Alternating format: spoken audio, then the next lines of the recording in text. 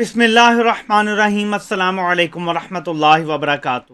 ناظرین، امریکی صدر نے باقاعدہ اپنی قوم سے خطاب کر کے اپنی شکست کا اعتراف کر لیا ہے۔ پاکستان کے لیے ایک بڑی خوشخبری ہے جو میں آگے چل کے آپ کو بتاتا ہوں، میرے ساتھ رہیے گا۔ یہ ہماری 20 سال کی سب سے بڑی خوشخبری ہے ہمارے لیے۔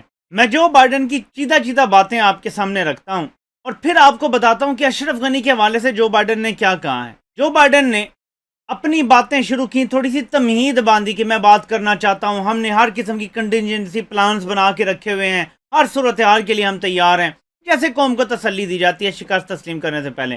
لیکن جو بائیڈن نے جو خاص باتیں کی اس میں سے شروعات یہاں سے ہوتی ہیں۔ سچ یہ ہے کہ ہماری توقع سے کہیں زیادہ تیزی سے طالبان نے قبضہ کر لیا ہے، یعنی ہماری توقع سے کہیں زیادہ تیزی سے کابل کا فال ہو گیا ہے۔ تو ہوا کیا؟ یہ کیسے ہوا؟ افغانستان کے سیاسی رہنماؤں نے ہار مان لی اور وہ ملک چھوڑ گئے۔ نمبر 1 ریزن جو بائیڈن نے دیا ہے اس ساری صورتحال کا۔ نمبر 2، افغان فوج نے لڑنے کی کوشش ہی نہیں کی اور ہتھیار ڈال دیے۔ یہ دوسرا ریزن ہے افغانستان کی موجودہ صورتحال کا، کہ امریکیوں کو اب لڑنا اور مرنا نہیں چاہیے، جبکہ اس ملک کے اپنے لوگ مرنے کے لیے تیار نہیں ہیں۔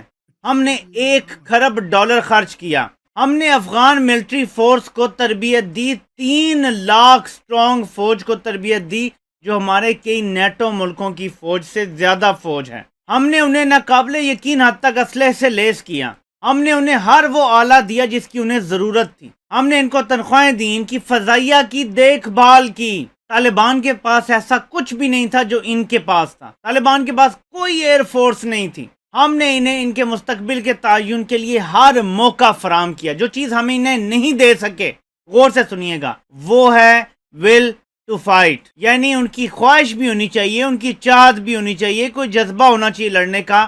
ہم ان میں وہ پیدا نہیں کر سکے۔ یہ جو بائیڈن کا کہنا تھا۔ آپ سمجھ رہے ہیں میں کس طرف لے کے جا رہا ہوں اس معاملے کو۔ جو بائیڈن نے ایک بڑا اقرار کیا ہے۔ جو بائیڈن نے یوں کہا کہ ہمارا کام نیشن بلڈنگ نہیں تھا۔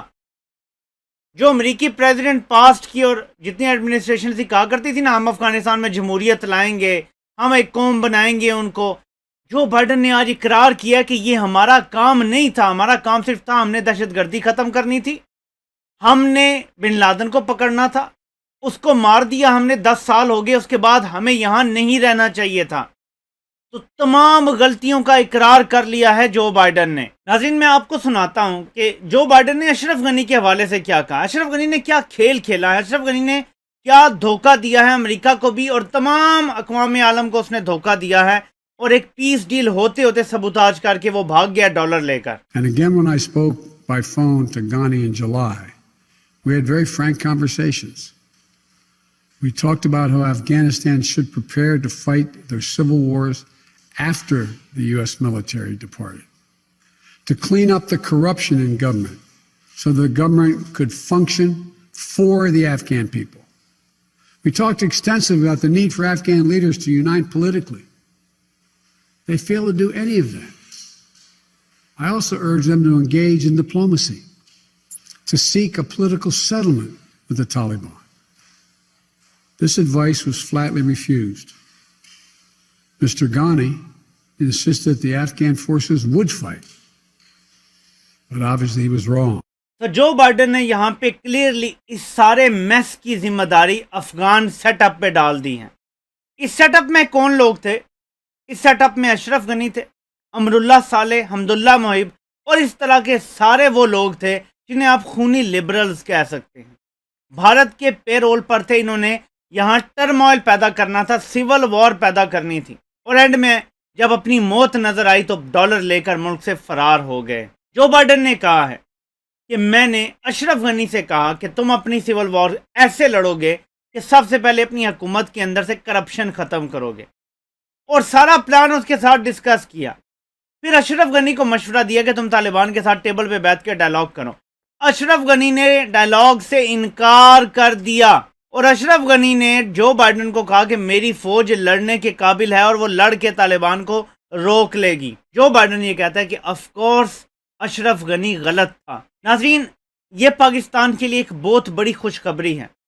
جو بائیڈن کے 17-18 منٹ کے خطاب میں ایک بار بھی آپ پاکستان کا ذکر نہیں سنیں گے. آپ آج سے سال دو پہلے چلے جائیں جب پچھلی ہم پاکستان میں حکومتیں تھیں, ملٹری اسٹیبلشمنٹ کو بھی پتہ نہیں تھا, کنفیوز نظر آتی تھیں کہ کیسے ڈیل کریں. ہمیں پتہ تھا کہ ہونا کیا چاہیے, ہم یہ نہیں سمجھ آتی تھی امریکہ کے ساتھ کیسے ڈیل کریں.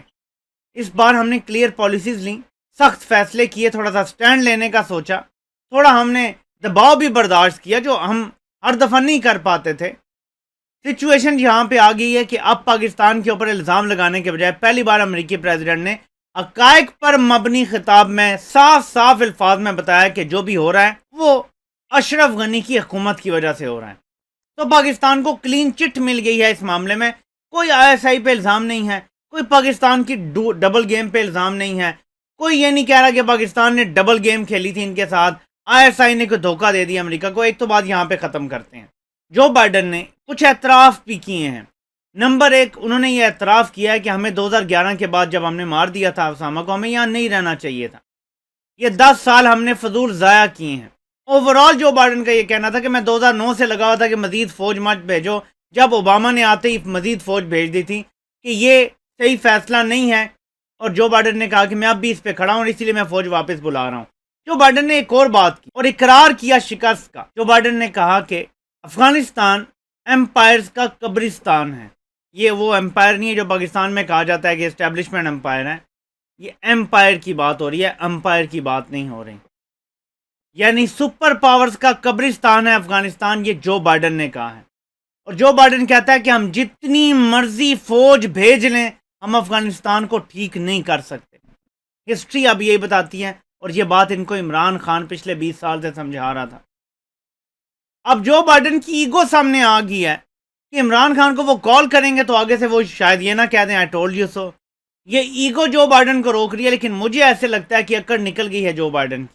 مجھے ایسی فیلنگ آ رہی ہے کہ جیسے Joe Biden prime minister Imran Khan کو کال ضرور کرے گا اور وہ ضرور مدد مانگے گا چند چیزوں پہ, جس میں سے ایک آپ کو بتاتا چلوں کہ جو بائیڈن نے آج اپنے خطاب میں کچھ اشارہ دیا ہے کہ وہ اب صرف چین کے خلاف کام کرنا چاہتا ہے, روس اور چین کا اتحاد توڑنا چاہتا ہے, اکنامکلی آگے بڑھنا چاہتا ہے. یہ جنگیں کرا کے فوجیں بھیج کے کام اب نہیں بننے والا, دنیا بدل چکی ہے.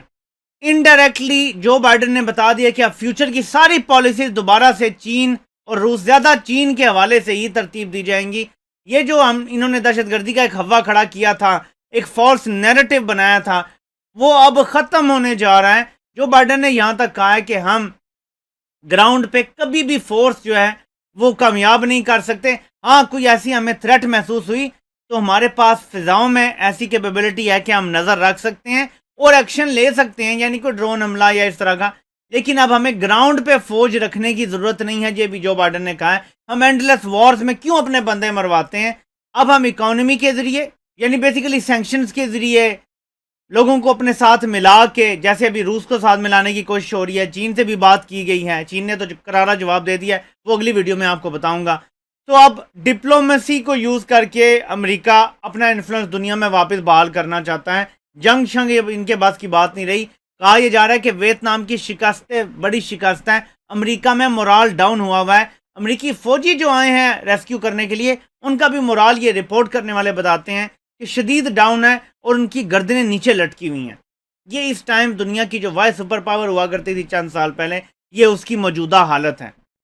اور پاکستان کو اللہ نے سرخرو کر دیا ہے. آپ سے انشاءاللہ پھر ملاقات ہوتی ہے. اللہ پاک آپ سب کا حامی و ناصر ہو. آپ سب کے سننے کا بہت بہت شکریہ.